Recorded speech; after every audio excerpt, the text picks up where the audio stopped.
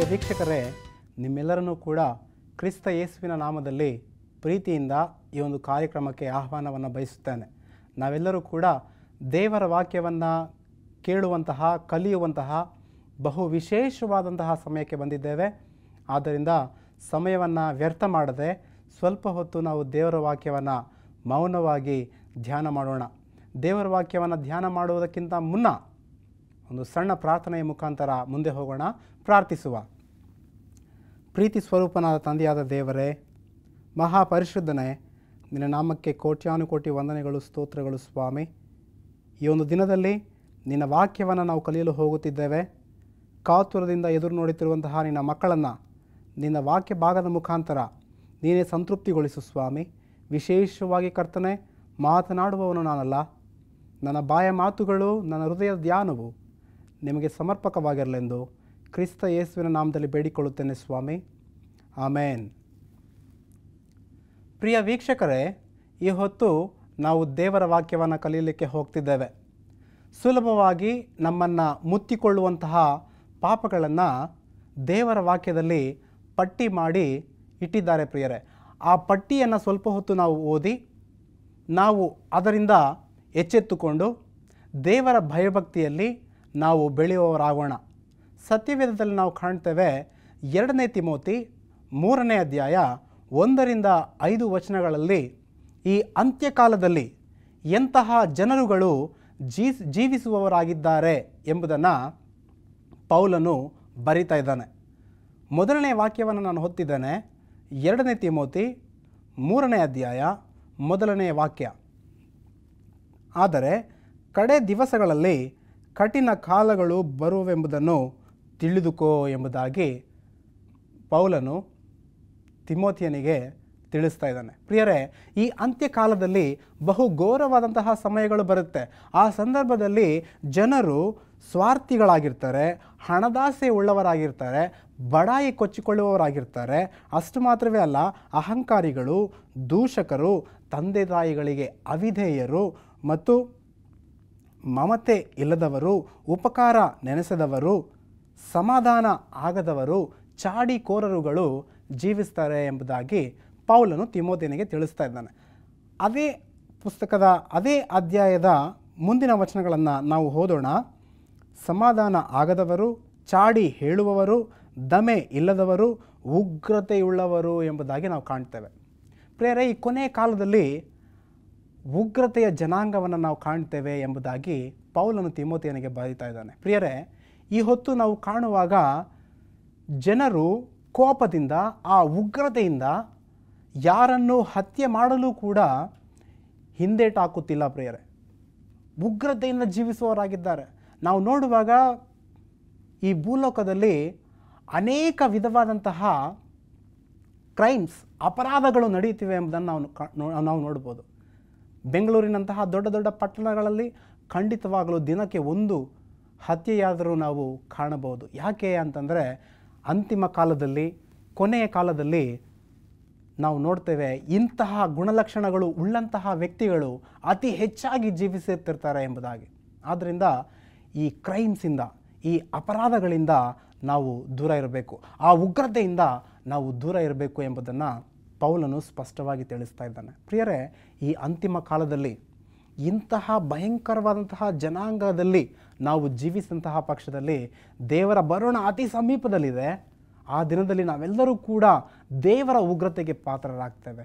ಆ ದೇವರ ಉಗ್ರತೆಯಿಂದ ಸ್ವನಾಶನಕ್ಕೆ ನಾವು ಪಾಲಾಗ್ತೇವೆ ಎಂಬುದನ್ನು ನಾವು ಮನಸ್ಸಿನಲ್ಲಿ ಇಟ್ಕೊಳ್ಬೇಕು. ಪ್ರಿಯರೇ, ಆ ಒಂದು ಉಗ್ರತೆಯಿಂದ ನಾವು ದೂರ ಇರೋಣ. ಮುಂದೆ ಹೋಗುವ. 2 ತಿಮೋತಿ 3ನೇ ಅಧ್ಯಾಯ 3ನೇ ವಚನವನ್ನು ನಾನು ಓದ್ತಿದ್ದೇನೆ. ಉಗ್ರತೆಯುಳ್ಳವರು, ಒಳ್ಳೆಯದನ್ನು ಪ್ರೀತಿಸದವರು ಇರ್ತಾರೆ ಎಂಬುದಾಗಿ. ಸತ್ಯವೇದದಲ್ಲಿ ದೇವರು ಹೇಳ್ತಿದ್ದಾರೆ, ಉಗ್ರತೆ ಇರುತ್ತೆ ಕೊನೆಯ ಗಳಿಗೆಯಲ್ಲಿ, ಕೊನೆಯ ದಿವಸಗಳಲ್ಲಿ. ಅಷ್ಟು ಮಾತ್ರವೇ ಅಲ್ಲ, ದೇವರ ವಾಕ್ಯ ನಮ್ಗೆ ಹೇಳ್ತಿದೆ, ಒಳ್ಳೆಯದನ್ನು ಪ್ರೀತಿಸದವರು, ಒಳ್ಳೆಯದನ್ನು ಯಾರೂ ಕೂಡ ಪ್ರೀತಿ ಮಾಡೋದಿಲ್ಲ ಎಂಬುದನ್ನು ನಾವು ನೋಡ್ತೇವೆ. ಪ್ರಿಯರೇ, ಸತ್ಯವೇದದಲ್ಲಿ ನಾವು ನೋಡ್ತಿದ್ದೇವೆ ಅತಿ ಭಯಂಕರವಾದಂತಹ ಕಾಲಗಳು ಬರುತ್ತೆ ಎಂಬುದಾಗಿ. ಈ ಅಂತಿಮ ಗಳಿಗೆಯಲ್ಲಿ ಒಳ್ಳೆಯದನ್ನು ಯಾರೂ ಕೂಡ ಪ್ರೀತಿಸೋದಿಲ್ಲ. ಉದಾಹರಣೆಗೆ ಹೇಳಬೇಕಾದ್ರೆ ನಮ್ಮ ಮನೆಯಲ್ಲಿ ನಾವು ತಿನ್ನುವಂತಹ ರಾಗಿ ಮುದ್ದೆ ಬಹಳ ರುಚಿಯಾಗಿರುತ್ತೆ, ಬಹಳ ಆರೋಗ್ಯ. ಆದರೆ ಈಗ ಇರುವಂತಹ ಜನಾಂಗಕ್ಕೆ ಆ ಒಂದು ಮುದ್ದೆ ಬೇಕಾಗಿಲ್ಲ. ಎಲ್ಲರಿಗೂ ಕೂಡ ಫಾಸ್ಟ್ ಫುಡ್ಗಳು ಬೇಕು, ಎಲ್ಲರಿಗೂ ಕೂಡ ಬಹು ರುಚಿಕರವಾದಂತಹ ಆಹಾರ ಪದಾರ್ಥಗಳು ಬೇಕು. ಪ್ರಿಯರೇ, ಒಳ್ಳೆಯದನ್ನು ಪ್ರತಿಯೊಬ್ಬೊಬ್ಬರು ಕೂಡ ತಿರಸ್ಕಾರ ಮಾಡ್ತಿದ್ದಾರೆ, ಒಳ್ಳೆಯದನ್ನು ಪ್ರತಿಯೊಬ್ಬೊಬ್ಬರು ಕೂಡ ದೂರ ತಳ್ಳಿ ಹಾಕ್ತಾ ಇದ್ದಾರೆ. ಕ್ರಿಸ್ತನ ಬೋಧನೆಗಳು ಅತಿ ಅದ್ಭುತವಾದಂತಹ ಬೋಧನೆಗಳು. ನಿನ್ನಂತೆಯೇ ನಿನ್ನ ನೆರೆಹೊರೆಯವರನ್ನು ಪ್ರೀತಿಸಿರಿ, ನೀವು ಲೋಕಕ್ಕೆ ಬೆಳಕಾಗಿದ್ದೀರಿ, ನೀವು ಲೋಕಕ್ಕೆ ಉಪ್ಪಾಗಿದ್ದೀರಿ, ನಿಮ್ಮ ಹಾಗೆ ನಿಮ್ಮ ನೆರೆಹೊರೆಯವರನ್ನು ಪ್ರೀತಿಸಿರಿ. ಇಂತಹ ಅದ್ಭುತವಾದಂತಹ ಬೋಧನೆಗಳಿಗೆ ಈ ಹೊತ್ತು ಯಾರೂ ಕೂಡ ಕಿವಿಗೊಡ್ತಾ ಇಲ್ಲ. ಕ್ರಿಸ್ತನಿಗೆ ವಿರೋಧವಾಗಿ ಯಹೂದ್ಯರು ನಿಂತು ಆತನನ್ನು ಹೊಡೆದು ಆತನಿಗೆ ಚಾಟಿ ಹೇಡಿಗಳಿಂದ ಹೊಡೆದು ಆತನನ್ನು ಶಿಲುಬೆಗೆ ಹಾಕಿದರು ಎಂಬುದಾಗಿ ನಾವು ನೋಡ್ತೇವೆ. ಕ್ರಿಸ್ತನ 12 ಮಂದಿ ಶಿಷ್ಯರಲ್ಲಿ 11 ಮಂದಿ ಹತಸಾಕ್ಷಿಗಳಾದರು. ಯಾಕೆ? ಅವರೆಲ್ಲರೂ ಸಹ ಕ್ರಿಸ್ತನ ಮಕ್ಕಳಾಗಿ ಕ್ರಿಸ್ತನ ಬೆಳಕಿನಲ್ಲಿ ಕ್ರಿಸ್ತನ ವಾಕ್ಯವನ್ನು ಅನೇಕರಿಗೆ ತಿಳಿಸ್ತಾ ಇದ್ದರು. ಒಳ್ಳೆಯದು ಯಾರಿಗೂ ಕೂಡ ಇಷ್ಟ ಇಲ್ಲ. ಆ 11 ಮಂದಿ ಎಲ್ಲರೂ ಸಹ ಹತಸಾಕ್ಷಿಗಳೇ. ಆದರೆ 12ನೆಯವನು ಪ್ರಕಟಣೆ ಗ್ರಂಥಕರ್ತನಾದಂತಹ ಯೋಹಾನನು ಮಾತ್ರ ಒಬ್ಬ ನ್ಯಾಚುರಲ್ ಡೆತ್, ಸಾಧಾರಣವಾಗಿ ಆತನು ವಯಸ್ಸಾಗಿ ತೀರಿಕೊಂಡ ಎಂಬುದಾಗಿ ನಾವು ನೋಡ್ತೇವೆ. ಯಾಕೆ ಅಂತಂದರೆ ಯಾರೂ ಕೂಡ ಒಳ್ಳೆಯದನ್ನು ಪ್ರೀತಿಸುವಂತಹ ಜನಾಂಗಗಳು ಎಲ್ಲವೇ ಇಲ್ಲ. ಎಲ್ಲರೂ ಕೂಡ ಕೆಟ್ಟದ್ದನ್ನು ಪ್ರೀತಿ ಮಾಡ್ತಾ ಇದ್ದಾರೆ, ಎಲ್ಲರೂ ಕೂಡ ಕೆಟ್ಟದರ ಕಡೆಗೆ ನೋಡ್ತಾ ಇದ್ದಾರೆ. ಪ್ರಿಯರೇ, ಈ ಅಂತಿಮ ಕಾಲದಲ್ಲಿ ನಾವು ಯಾವುದರ ಕಡೆ ನೋಡ್ತಿದ್ದೇವೆ? ಒಳ್ಳೆಯದರ ಕಡೆಗೆ ನೋಡ್ತಿದ್ದೇವಾ, ಇಲ್ಲವೇ ಕೆಟ್ಟದರ ಕಡೆಗೆ ನೋಡ್ತಿದ್ದೇವಾ? ನಮ್ಮನ್ನು ನಾವು ಪರೀಕ್ಷಿಸಿಕೊಳ್ಳಬೇಕು, ನಮ್ಮನ್ನು ನಾವು ಪರೀಕ್ಷಿಸಿಕೊಂಡು ಎಚ್ಚೆತ್ತುಕೊಳ್ಳಬೇಕು ಪ್ರಿಯರೇ. ಆದ್ದರಿಂದ ಈ ಒಳ್ಳೆಯದನ್ನು ಯಾರೂ ಕೂಡ ಈ ಒಂದು ಅಂತಿಮ ಕಾಲದಲ್ಲಿ ಪ್ರೀತಿ ಮಾಡ್ತಾ ಇಲ್ಲ. ಎಲ್ಲರೂ ಕೂಡ ಕೆಟ್ಟದರ ಹಿಂದೆ ಹೋಗ್ತಿರೋದನ್ನು ನಾವು ಕಾಣ್ತಿದ್ದೇವೆ. ಸತ್ಯವೇದದಲ್ಲಿ ನಾವು ಮುಂದೆ ನೋಡ್ತೇವೆ.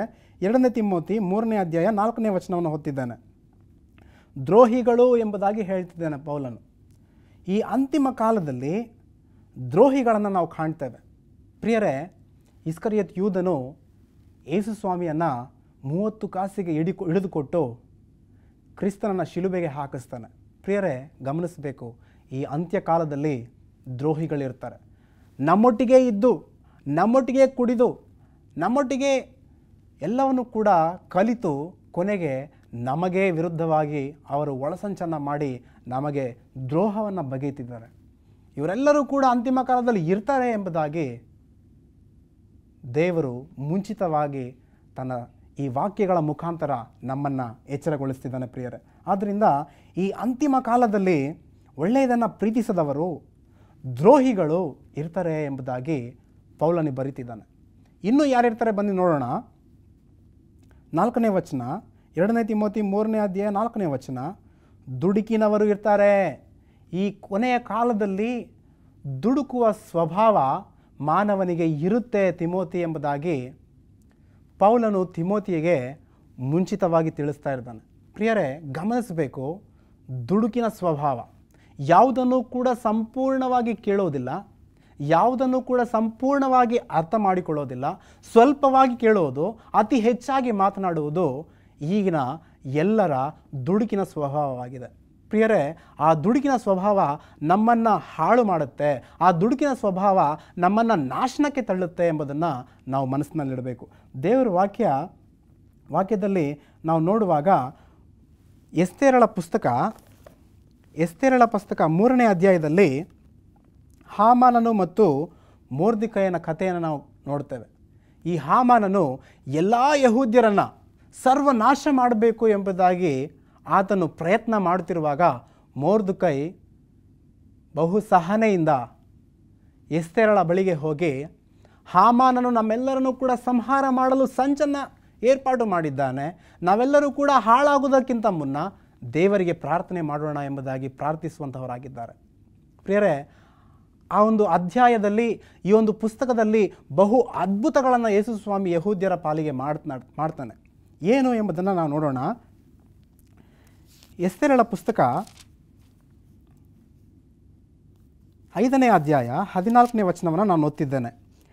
ಈ ಹಾಮಾನನು ಮತ್ತು ತನ್ನ ಹೆಂಡತಿ, ತನ್ನ ಆಪ್ತರು ಏನು ಮಾಡ್ತಾರಪ್ಪ ಅಂತಂದರೆ, ಒಂದು ಒಳಸಂಚನ್ನು ಮಾಡಿ ಮೊರ್ದೆಕೈಯನ್ನು ನೇಣು ಹಾಕಬೇಕು ಎಂಬಂತಹ ಪ್ರಯತ್ನ ಇಲ್ಲಿ ನಡೆಯುತ್ತೆ. ಏನು ನೋಡೋಣ ಬನ್ನಿ. 5ನೇ ಅಧ್ಯಾಯ 14ನೇ ವಚನವನ್ನು ನಾನು ಓದ್ತಿದ್ದೇನೆ.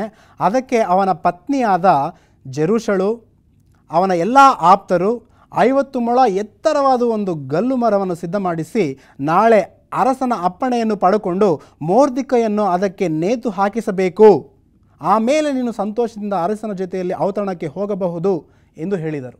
ಪ್ರಿಯರೇ, ನಾವಿಲ್ಲಿ ನೋಡ್ತಿದ್ದೇವೆ, ಜೆರುಷಳು ಮತ್ತು ತನ್ನ ಆಪ್ತರು ಹಾಮಾನನಿಗೆ ಒಂದು ಸಲಹೆಯನ್ನು ಕೊಡ್ತಾರೆ.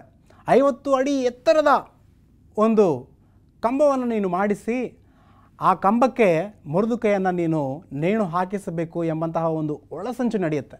ಈ ಒಳಸಂಚು ನಡೆದಾಗ ಹಾಮಾನನು ಈ ಒಂದು ಸಲಹೆ ಬಹಳ ಚೆನ್ನಾಗಿದೆ ಎಂಬುದಾಗಿ ನೆನೆದು 50 ಅಡಿ ಎತ್ತರದ ಒಂದು ಕಂಬವನ್ನು ಮಾಡಿಸ್ತಾನೆ. ನಾಳೆ ಬೆಳಿಗ್ಗೆ ನಾನು ಮೊರ್ದೆಕೈಯನ್ನು ಅದಕ್ಕೆ ನೇಣು ಹಾಕ್ತೇನೆ ಎಂಬಂತಹ ದುರಾಸೆಯಿಂದ ದುರಾಲೋಚನೆಯಿಂದ ಈ ಒಂದು ಪ್ರಯತ್ನವನ್ನು ಮಾಡಿದಾಗ ಏನಾಗುತ್ತೆ ಬನ್ನಿ ನೋಡೋಣ. 7ನೇ ಅಧ್ಯಾಯಕ್ಕೆ ಹೋಗೋಣ.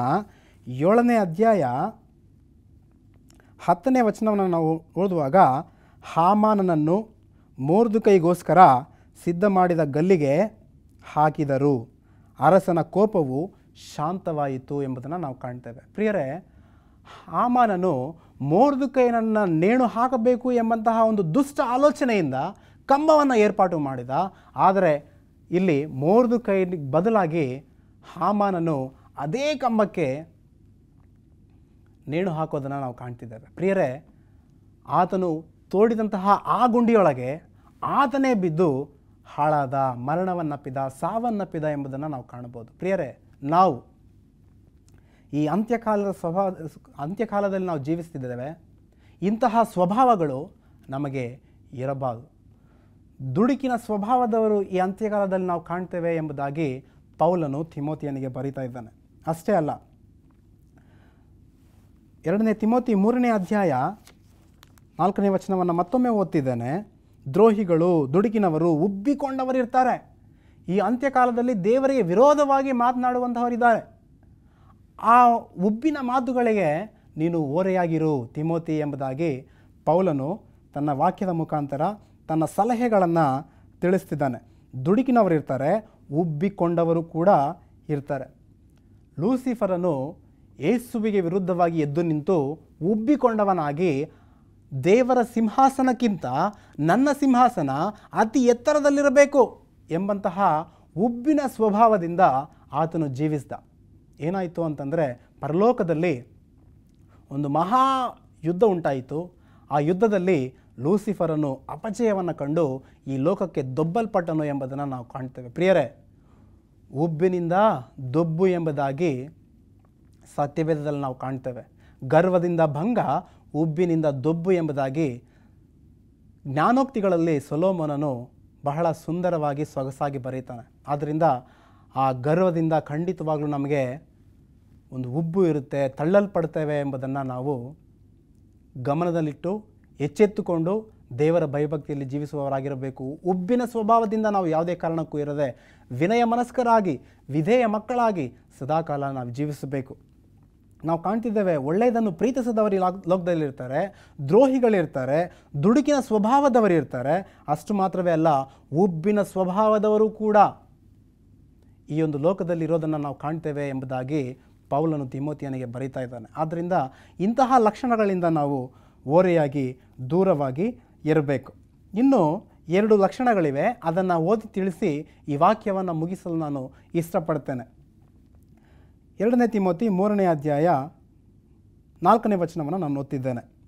ಪ್ರೀತಿಸದವರು, ದ್ರೋಹಿಗಳು, ದುಡುಕಿನವರು, ಉಬ್ಬಿಕೊಂಡವರು, ದೇವರನ್ನು ಪ್ರೀತಿಸದೆ ಭೋಗಗಳನ್ನೇ ಪ್ರೀತಿಸುವವರು ಇರ್ತಾರೆ ಎಂಬುದಾಗಿ ಹೇಳ್ತಿದ್ದಾರೆ.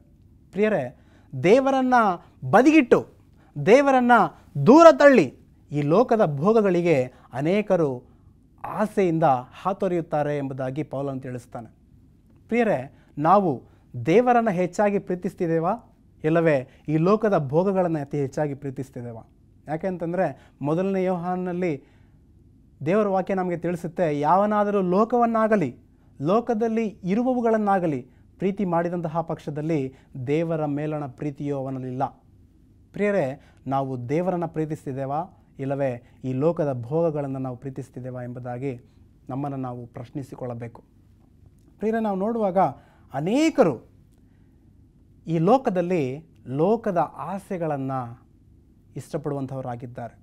ಸಾಯಂಕಾಲವಾಯಿತು ಅಂತಂದರೆ ಹೊಟ್ಟೆ ತುಂಬ ಕುಡಿಯಬೇಕು, ಸಾಯಂಕಾಲವಾಯಿತು ಅಂತಂದರೆ ನಾನು ಹೊಟ್ಟೆ ತುಂಬ ಒಳ್ಳೆಯ ಫಾಸ್ಟ್ ಫುಡ್ ಸೆಂಟರ್ಗೆ ಹೋಗಿ ಊಟವನ್ನು ಮಾಡಬೇಕು. ಇಂತಹ ದುರಾಸೆಗಳಿಂದ ಜನರು ಜೀವಿಸ್ತಾ ಇದ್ದಾರೆ ಪ್ರಿಯರೇ. ಅಷ್ಟೇ ಅಲ್ಲ, ನಾನು ಅತಿ ಹೆಚ್ಚಾದ ಬೆಲೆ ಬಾಳುವಂತಹ ವಸ್ತ್ರಗಳನ್ನು ನಾನು ಹಾಕ್ಕೊಳ್ಬೇಕು, ಬಹಳ ಚೆನ್ನಾಗಿ ನಾನು ಇರಬೇಕು. 1000 ರೂಪಾಯಿ ಕೊಟ್ಟು ಯಾರಾದರೂ ಒಂದು ಶರ್ಟ್ ತಂದರೆ ನಾನು 2000 ರೂಪಾಯಿದು ಹಾಕ್ಕೋಬೇಕು. 30,000 ಕೊಟ್ಟು ಯಾರಾದರೂ ಒಂದು ಟಿ ವಿ ತಂದರೆ 50,000 ಕೊಟ್ಟು ನಾನು ತರಬೇಕು.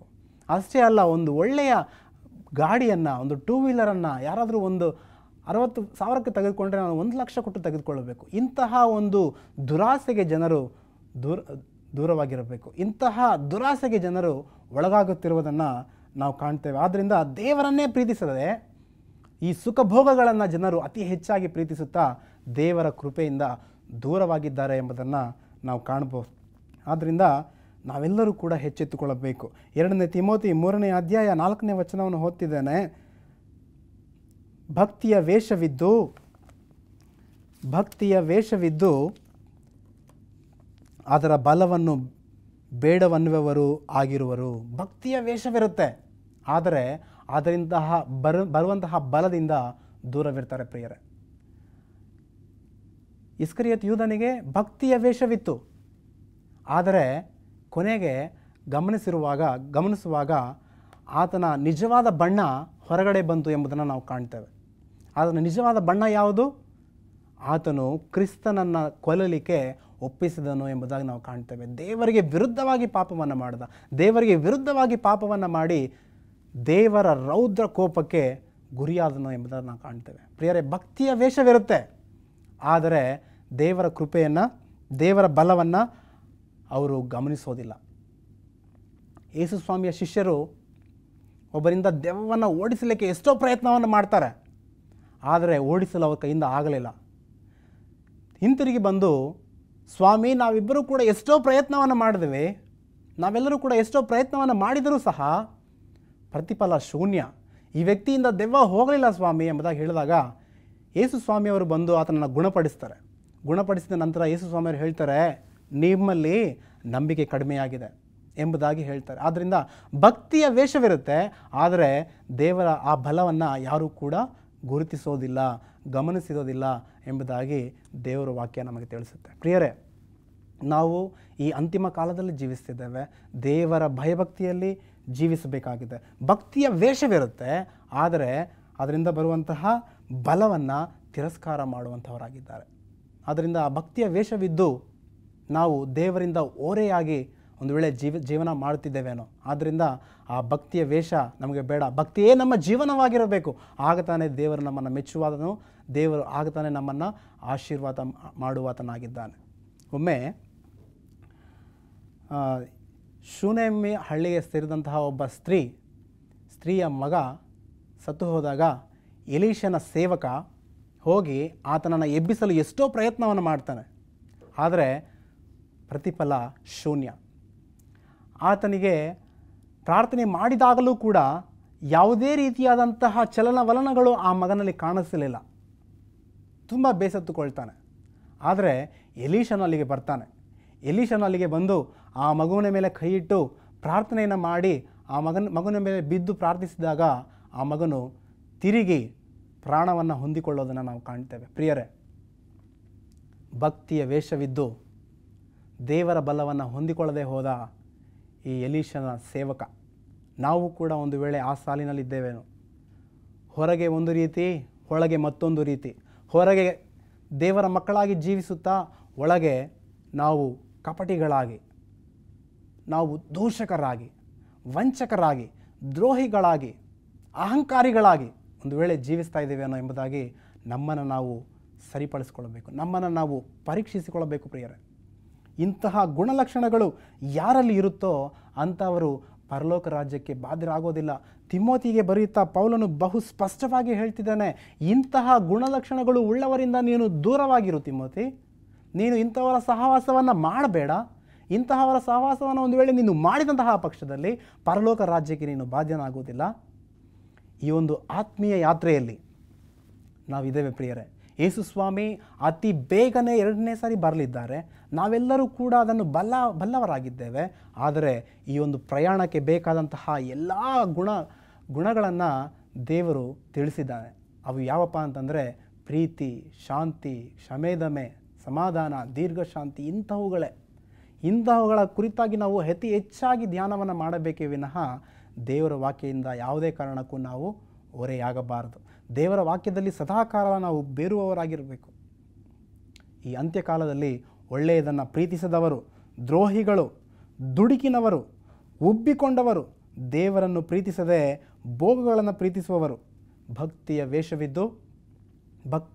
ವೇಷವಿದ್ದು ಅದರ ಬಲವನ್ನು ಹೊಂದಿಕೊಳ್ಳದೆ ಹೋದವರು, ಇಂಥವುಗಳೇ ಎಂಬುದಾಗಿ ಪೌಲನು ಸ್ಪಷ್ಟವಾಗಿ ತಿಳಿಸುತ್ತಿದ್ದಾನೆ. ಆದ್ದರಿಂದ ಈ ವಾಕ್ಯದಲ್ಲಿ ನಾವು ಕಾಣ್ತೇವೆ 6ನೇ ವಚನ, 2ನೇ ತಿಮೋತಿ 3ನೇ ಅಧ್ಯಾಯ 6ನೇ ವಚನ, ಇಂಥವರ ಸಹವಾಸವನ್ನು ಮಾಡದಿರು, ಮನೆಗಳಲ್ಲಿ ನುಸುಳಿ ಪಾಪಗಳಿಂದ ತುಂಬಿದವರು, ನಾನಾ ವಿಧವಾದ ಇಚ್ಛೆಗಳಿಂದ ಪ್ರೇರಿತರೂ ಆಗಿರುವ ಅವಿವೇಕಿಗಳಾದ ಸ್ತ್ರೀಯರನ್ನು ವಶ ಮಾಡಿಕೊಳ್ಳುವವರು ಇವರೊಳಗೆ ಸೇರಿದವರೇ ಎಂಬುದಾಗಿ ಪೌಲನು ಹೇಳ್ತಿದ್ದಾನೆ. ಇವೆಲ್ಲಕ್ಕೂ ನೀನು ಓರೆಯಾಗಿರು.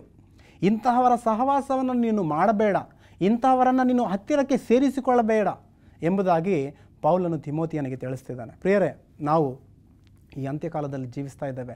ಅತಿ ಭಯಂಕರವಾದಂತಹ ಕಾಲದಲ್ಲಿ ನಾವು ಜೀವನ ಮಾಡ್ತಿದ್ದೇವೆ. ಯೇಸು ಸ್ವಾಮಿ ಅತಿ ಬೇಗನೆ ಬರಲಿದ್ದಾರೆ. ಈ ಗುಣಗಳಿಂದ ನಾವು ದೂರವಿದ್ದು ಪ್ರೀತಿ, ಶಾಂತಿ, ಸಮಾಧಾನ, ನಂಬಿಕೆ ಇವೆಲ್ಲದರಲ್ಲೂ ಕೂಡ ಸಮೃದ್ಧಿಯಾಗಿ ಫಲಿಸುತ್ತಾ ಕ್ರಿಸ್ತನ ಬರೋಣದ ನಿರೀಕ್ಷೆಯಲ್ಲಿ ಸದಾಕಾಲ ನಾವು ಜೀವಿಸೋಣ. ಅಂತಹ ಕೃಪೆ ನಮ್ಮೆಲ್ಲರಿಗೂ ಕೂಡ ದೇವರು ಅನುಗ್ರಹಿಸಲಿ ಎಂಬುದೇ ನನ್ನ ಪ್ರಾರ್ಥನೆಯಾಗಿದೆ. ಈ ಒಂದು ವಾಕ್ಯವನ್ನು ಯಾವುದೇ ಕಾರಣಕ್ಕೂ ನಾವು ಮರೆಯದೆ ನಮ್ಮ ಮನಸ್ಸಿನಲ್ಲಿ ಸದಾಕಾಲ ಇಟ್ಟುಕೊಂಡು ನಾವು ಜೀವಿಸೋಣ. ದೇವರು ಸ್ವಲ್ಪ ವಾಕ್ಯವನ್ನು ಆಶೀರ್ವಾದ ಮಾಡಲಿ. ಪ್ರಾರ್ಥಿಸಿ ಈ ವಾಕ್ಯವನ್ನು ನಾವು ಮುಗಿಸ್ಕೊಳ್ಳೋಣ. ಪ್ರಾರ್ಥಿಸುವ. ಪ್ರೀತಿ ಸ್ವರೂಪನ ತಂದೆಯಾದ ದೇವರೇ, ನಿನ್ನ ನಾಮಕ್ಕೆ ಸ್ತೋತ್ರ. ಅಪ್ಪ, ನಮ್ಮನ್ನು ಪ್ರೀತಿಸಿ ಕನಿಕರಿಸಿ ನಮ್ಮನ್ನು ಇಲ್ಲಿವರೆಗೂ ಕಾದು ಕಾಪಾಡಿದ್ದಿ. ಈ ಅಂತಿಮ ಕಾಲದಲ್ಲಿ ಜನರು ಎಂತಹ ಗುಣಲಕ್ಷಣಗಳನ್ನು ಹೊಂದಿರುತ್ತಾರೆ ಎಂಬುದಾಗಿ ನಮಗೆ ತಿಳಿಸಿದ್ದೆ. ಅದಕ್ಕಾಗಿ ಕೋಟ್ಯಾನುಕೋಟಿ ಸ್ತೋತ್ರ. ಅಪ್ಪ, ನಮ್ಮೊಟ್ಟಿಗೆ ಮಾತನಾಡಿದ್ದಕ್ಕಾಗಿ ವಂದನೆಗಳು. ಕರ್ತನೆ, ವಿಶೇಷವಾಗಿ ನಿನ್ನ ವಾಕ್ಯವನ್ನು ಕಲಿತಿದ್ದೇವೆ. ನಾವು ಒಳ್ಳೆಯದನ್ನು ಪ್ರೀತಿಸುವವರಾಗಿ, ನಾವು ದ್ರೋಹಿಗಳಾಗಿ ಜೀವಿಸದೆ, ಸ್ವಾಮಿ ದುಡುಕಿನವರಾಗಿ ನಾವು ಜೀವಿಸದೆ, ಕರ್ತನೆ ಉಬ್ಬಿಕೊಂಡವರಾಗಿ ನಾವು ಜೀವಿಸದೆ, ದೇವರಿಗೆ ಓರೆಯಾಗಿ ನಾವು ಜೀವನ ಮಾಡದೆ, ಕರ್ತನೆ ಭಕ್ತಿಯ ವೇಷವಿದ್ದು ಅದರ ಬಲವನ್ನು ಹೊಂದದವರ ಹಾಗೆ ನಾವು ಜೀವಿಸದ ಹಾಗೆ ನಮ್ಮನ್ನು ಆಶೀರ್ವಾದ ಮಾಡು. ಕರ್ತನೆ, ವಿಶೇಷವಾಗಿ ಅಂತಿಮ ಕಾಲದಲ್ಲಿ ನಿನ್ನ ಬರೋಣಕ್ಕೆ ನಮ್ಮನ್ನು ಸಿದ್ಧ ಮಾಡಬೇಕೆಂದು ಈ ವಾಕ್ಯವನ್ನು ಕೇಳಿದಂತಹ ಪ್ರತಿ ಮಗಳನ್ನು ನೀವೇ ಆಶೀರ್ವಾದ ಮಾಡಿ ನಡೆಸಬೇಕೆಂದು ಕ್ರಿಸ್ತ ಯೇಸುವಿನ ನಾಮದಲ್ಲಿ ಬೇಡಿಕೊಳ್ಳುತ್ತೇನೆ ಸ್ವಾಮಿ. ಆಮೇನ್.